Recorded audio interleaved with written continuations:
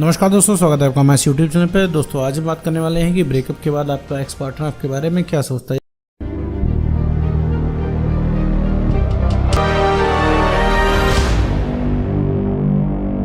या फिर वो जनरली क्या सोचता है जब वो आपसे ब्रेकअप करके चला जाता है। क्या उसको आपकी याद आती है? क्या वो चाहता है कि आप उसको कॉल करो, या क्या सीक्रेटली आपका वेट करता है आपके रिस्पॉन्स का, या फिर आपको चेक कर रहा होता है कि भैया आपके अंदर अभी भी प्यार बचा है कि नहीं बचा है। तो इस सबसे रिलेटेड टॉपिक के बारे में इस वीडियो में बात करने वाले हैं। साथ ही ये भी क्लियर करेंगे कि आखिर एक्स सोचता क्या है। तो चलिए बिना किसी विलम्ब के इस वीडियो को शुरू करते हैं।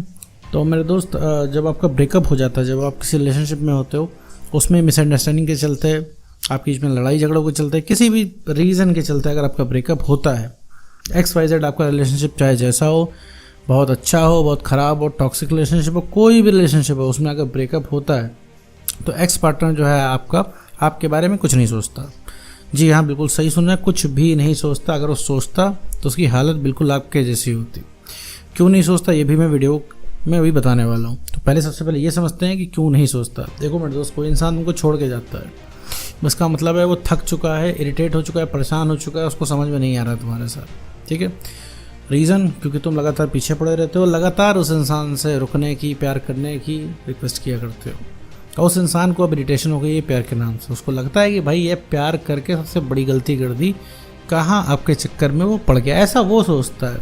हालांकि बाद में उसको बहुत पछतावा हो जाएगा आपको छोड़ के, लेकिन अभी की थिंकिंग यही है। ठीक है, और फिर वो सोचता है किसी तरह से आपसे पीछे छुड़ा जाए। तो जिस चीज़ का हम पीछा छुड़ाते हैं हम उसके बारे में नहीं सोचते।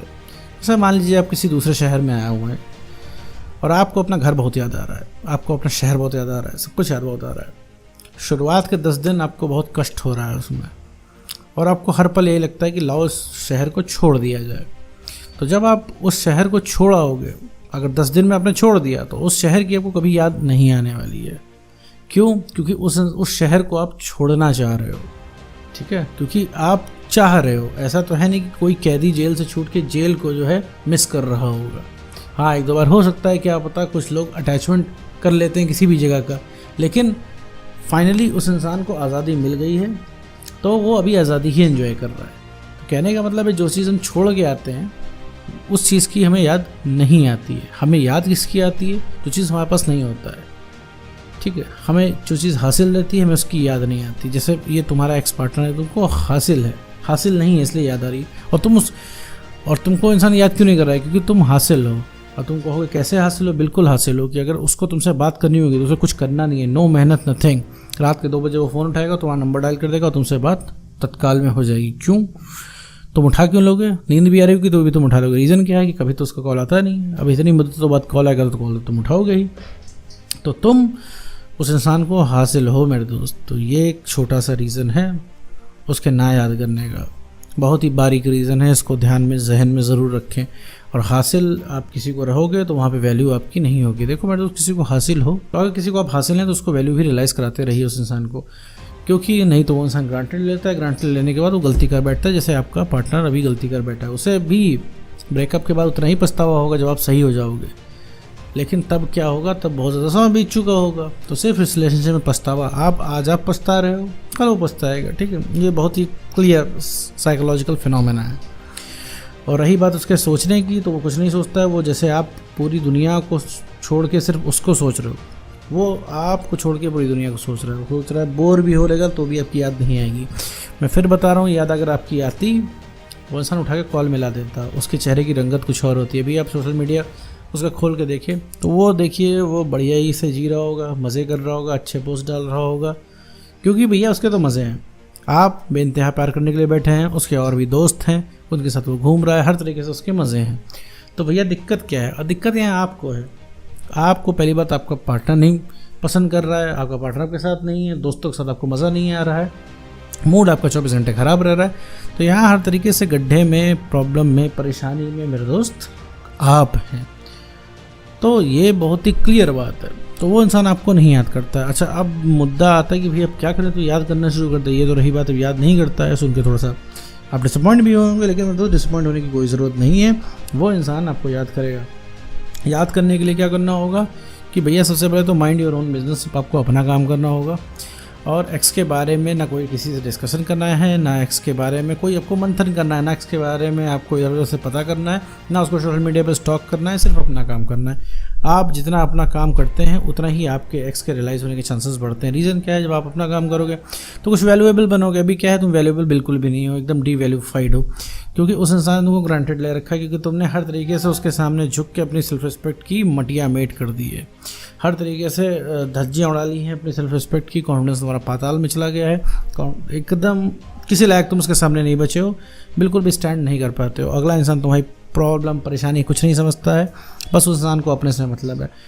तो ऐसे केस में क्या, अब तुम्हें बताना पड़ेगा कि तुम क्या हो। मेरे दोस्त, तुम वही इंसान हो जो आज से रिलेशनशिप में, इससे पहले जब रिलेशनशिप में जब तुम लोग आए थे, तुम वही इंसान हो। इसके बिना वो इंसान 5 मिनट भी नहीं बिता पाता था। 5 मिनट तुम्हारी कॉल ना जाए, उस इंसान की हालत ख़राब हो जाती थी। तो मेरे दोस्त, यहाँ पे तुम्हें अपनी वैल्यू समझनी है, अपनी आप को समझना है। देखो, कोई भी इंसान तुम्हें झुका नहीं सकता जब तक तुम खुद नहीं झुकते हो। तुम अपनी वजह से झुकते हो, क्योंकि तुम्हें डर लगता है कहीं वो इंसान तुम्हें छोड़ के ना चल जाए, इस वजह से तुम कॉम्प्रोमाइज़ करते हो, इस वजह से तुम उससे इतनी मीठी मीठी बात करो। सोचो, उस इंसान ने तुम्हें कहीं का नहीं छोड़ा और आज भी तुम उसको टेक्स्ट कॉल मैसेज करके बोलते हो कि वापस आ जाओ, इतने प्यार से पेश आते हो।